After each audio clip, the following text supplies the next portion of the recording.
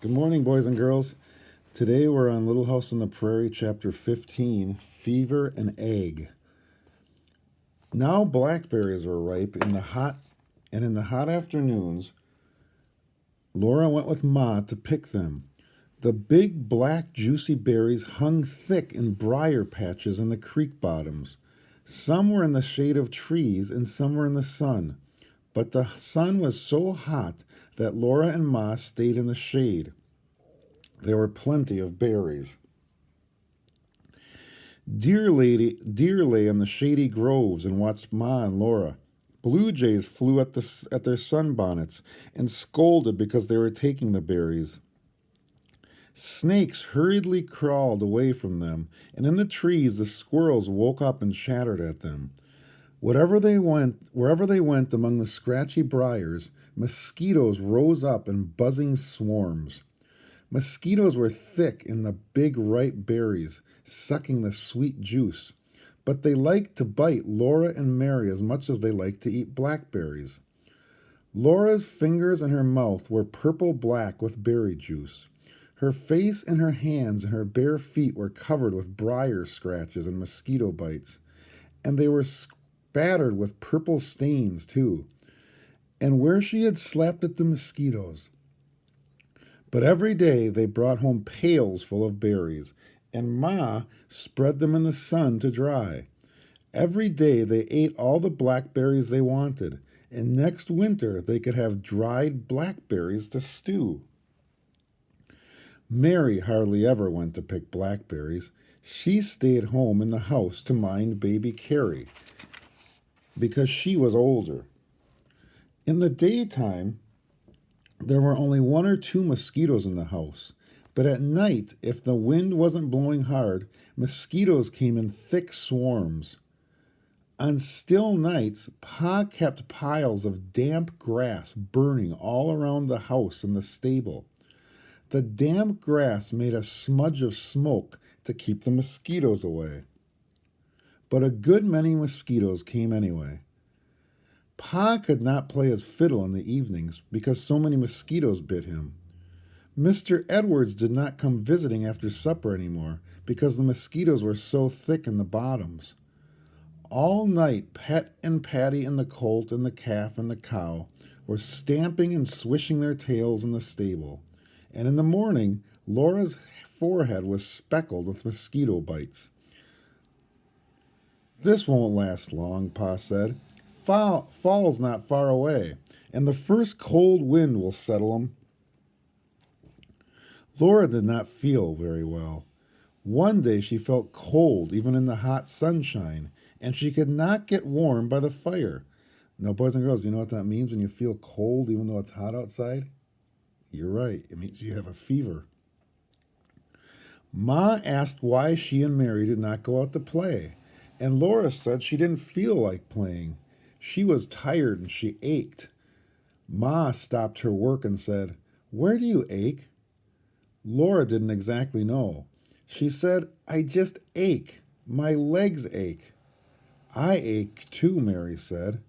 Ma looked at them and said they looked healthy enough, but she said something must be wrong or they wouldn't be so quiet. She pulled up Laura's skirt and petticoats to see where her legs ached, and suddenly Laura shivered all over. She shivered so that her teeth rattled in her mouth. Ma put her hand against Laura's cheek. "You can't be cold," she said. "Your face is hot as a fire." Laura felt like crying, but of course she didn't. Only little babies cried. "I'm hot now," she said, "and my back aches." Ma called Pa, and he came in. "Charles, do look at the girls," she said. "I do believe they are sick." "Well, I don't feel any too well myself," said Pa. "First I'm hot, and then I'm cold, and I ache all over." Is this the way you feel, girls? Do your very bones ache?" Mary and Laura said that was the way they felt. Then Ma and Pa looked a long time at each other, and Ma said, The place for you girls is bed. It was so queer to be put to bed in the daytime, and Laura was so hot that everything seemed wavering. She held on to Ma's neck while Ma was undressing her, and she begged Ma to tell her what was wrong with her. You will be all right. Don't worry, Ma said cheerfully. Laura crawled into bed and Ma tucked her in. It felt good to be in bed. Ma smoothed her forehead with her cool, soft hand, and said, There now, go to sleep. Laura did not exactly go to sleep, but she didn't really wake up again for a long, long time. Strange things seemed to keep happening in a haze. She would see Pa crouching by the fire in the middle of the night. Then suddenly sunshine hurt her eyes, and Ma fed her broth with a spoon. Now broth is basically flavored water, flavored with beef or chicken. That's hot. Something dwindled slowly, smaller and smaller, till it was tinier than the tiniest thing. Then slowly it swelled till it was larger than anything could be. Two voices jabbered faster and faster. Then a slow voice drawled more slowly than Laura could bear. There were no words, only voices. So Laura is very, very sick. Mary was hot in the bed beside her. Mary threw off the covers, and Laura cried because she was so cold. Then she was burning up, and Pa's hand shook the cup of water. Water spilled down her neck. The tin cup rattled against her teeth till she could hardly drink. Then Ma tucked in the covers, and Ma's hand burned against Laura's cheek. She heard Pa say, Go to bed, Caroline. Ma said, You're sicker than I am, Charles. Laura opened her eyes and saw bright sunshine. Mary was sobbing. I want a drink of water. I want a drink of water. I want a drink of water. Jack went back and forth between the big bed and the little bed. Laura saw Pa lying on the floor by the big bed. Jack pawed at Pa and whined. He took hold of Pa's sleeve with his teeth and shook it. Pa's head lifted up a little, and he said, I must get up. I must, Caroline, and the girls. Then his head fell back and he lay still. Jack lifted up his nose and howled. So now Pa's even sick. He can't even get off the floor. Laura tried to get up, but she was too tired. Then she saw Ma's red face looking over the edge of the big bed. Mary was all the time crying for water. Ma looked at Mary, and then she looked at Laura, and she whispered, Laura, can you? So everybody in the house is sick but Jack. Yes, Ma, Laura said. This time she got out of bed. But when she tried to stand up, the floor rocked and she fell down. Jack's tongue lapped and lapped at her face, and he quivered and whined. But he stood still and firm when she took hold of him and sat up against him. She knew she must get water to stop Mary's crying, and she did. She crawled all the way across the floor to the water bucket. There was only a little water in it. She shook so with the cold that she could hardly get hold of the dipper. But she did get hold of it. She dipped up some water, and she set out to cross the enormous floor again. Jack stayed beside her all the way. And here's a picture of Jack helping Laura get across the floor with the dipper of water for Mary. Now, the floor was not really enormous. It just seemed enormous because it was such a huge area to cross when you're so sick. Mary's eyes didn't open. Her hands held onto the dipper, and her mouth swallowed all the water out of it. Then she stopped crying. The dipper fell on the floor, and Laura crawled under the covers. It was a long time before she began to get warm again. Sometimes she heard Jack sobbing. Sometimes he howled, and she thought he was a wolf, but she was not afraid. She lay burning up and hearing him howl.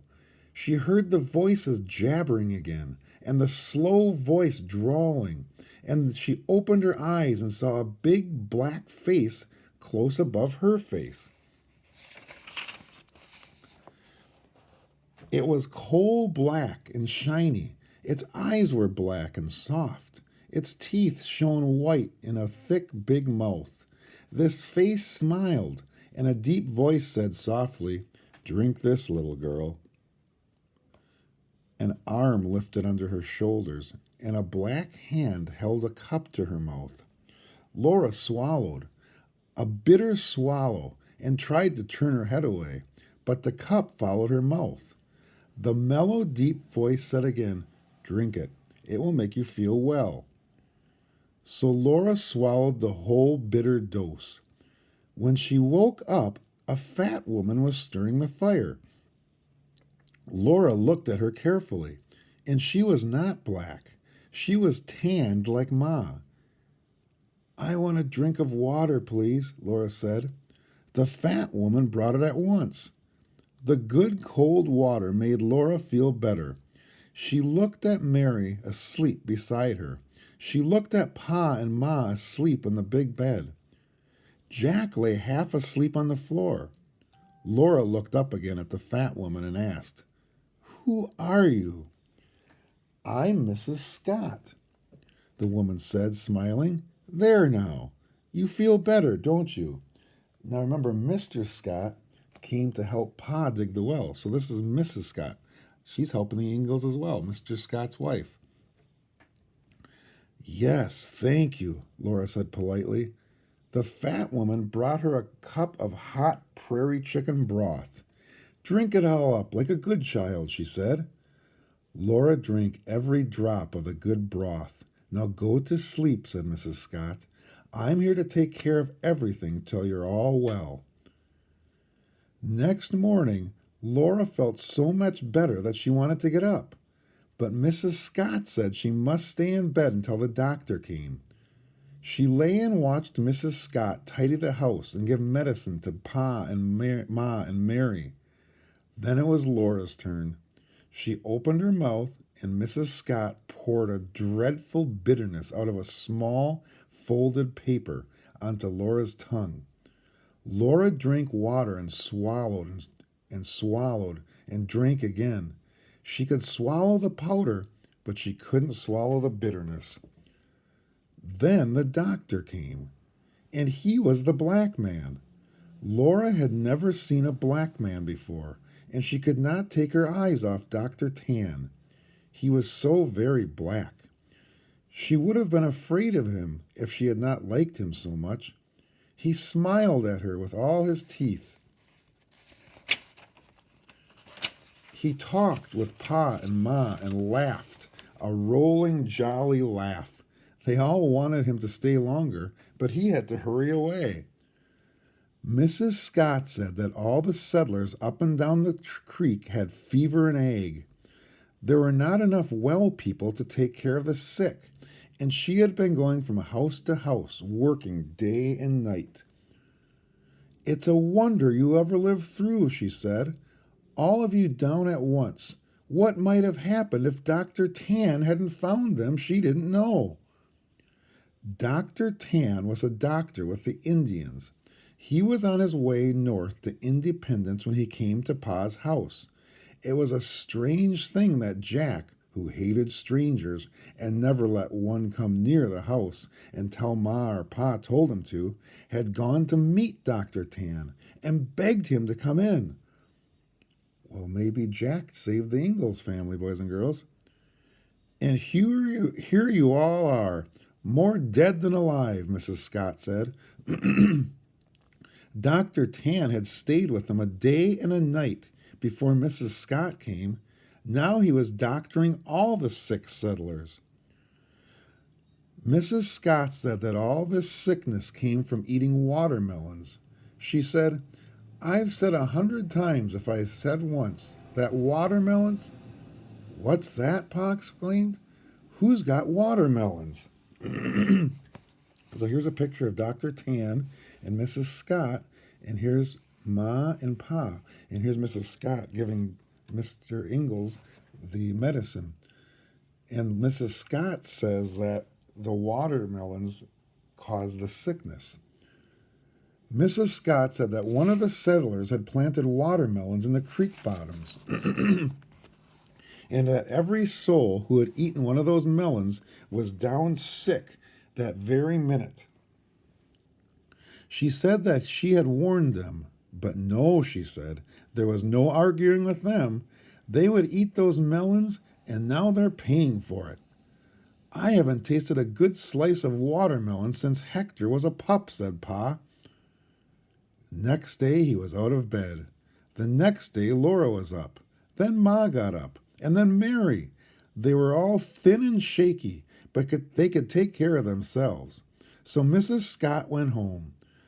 Ma said she didn't know how they would ever thank her, and Mrs. Scott said, "Shuh, what are neighbors for but to help each other out?"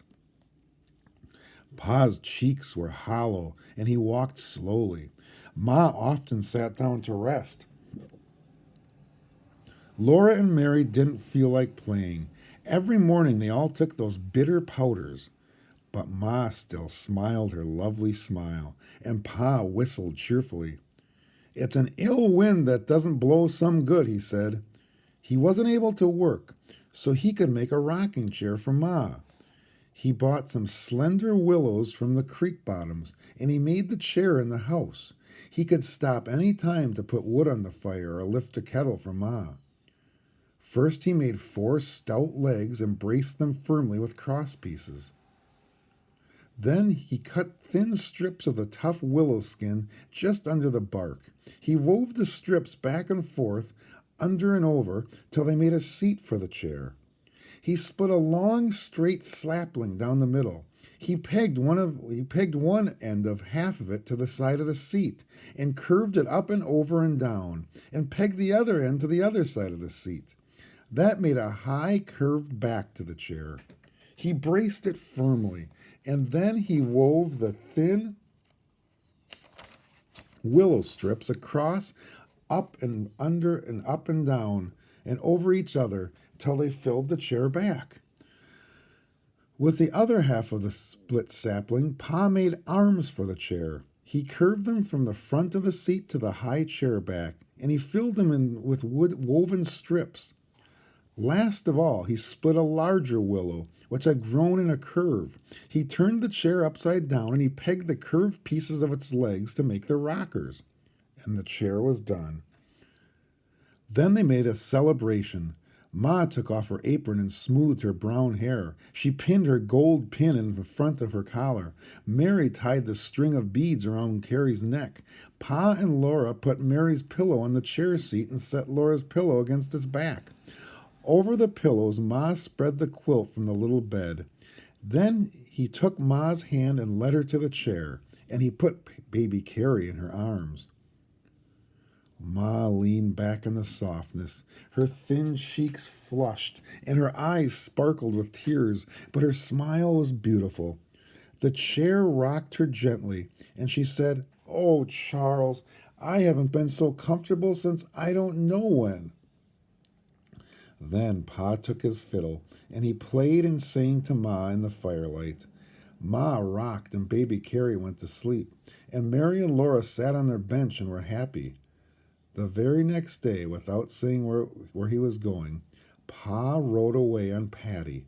Ma wondered and wondered where he had gone, and when he came back, he was balancing a watermelon in front of him on the saddle. He could hardly carry it into the house. He let it fall to the floor and dropped down beside it. "I thought I'd never get it here," he said. "It must weigh 40 pounds, and I'm as weak as water. Hand me the butcher knife." "But Charles," Ma said, "you mustn't. Mrs. Scott said." Pa laughed his big peeling laugh again. "But that's not reasonable," he said. "This is a good melon. Why should it have fever and ague? Everybody knows that fever and ague comes with breathing the night air." The watermelon grew in the night air, said Ma. Nonsense, said Pa. Give me the butcher knife. I'd eat this melon if I knew it would give me the chills and fever. I do believe you would, said Ma, handing him the knife.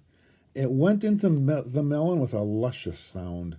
The green rind split open, and there was the bright red inside, flecked with black seeds. The red heart actually looked frosty. Nothing had ever been so tempting as that watermelon on that hot day. Ma would not taste it. She would not let Laura and Mary eat one bite. But Pa ate slice after slice after slice, until at last he sighed and said the cow could have the rest of it. Next day he had a little chill and a little fever. Ma blamed the watermelon, but next day she had a chill and a little fever. So they did not know what could have caused the fever in Ague. No one knew in those days that fever in Ague was malaria, and that some mosquitoes give it to people when they bite them. So they didn't actually have fever in Ague, boys and girls. That was a disease that they called it.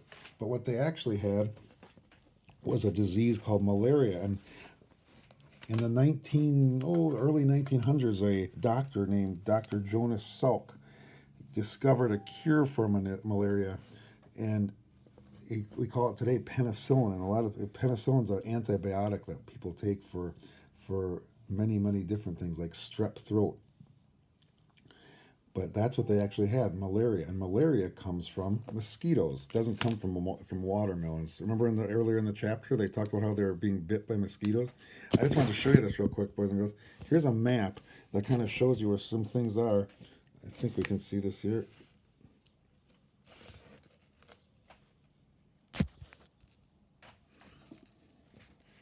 Now, here is the Ingalls house right here.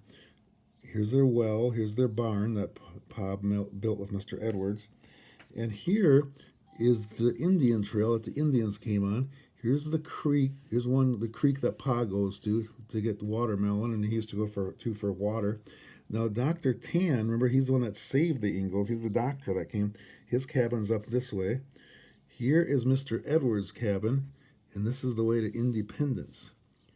And the Scotts, Mr. and Mrs. Scott, remember, Mr. Scott helped build the well, and Mrs. Scott helped get the Ingalls well. Let me see if we can get that in there. There it is. Here's where the Scott's cabin is. It'll be this way. Here's a little arrow. All right. We'll see you tomorrow, boys and girls.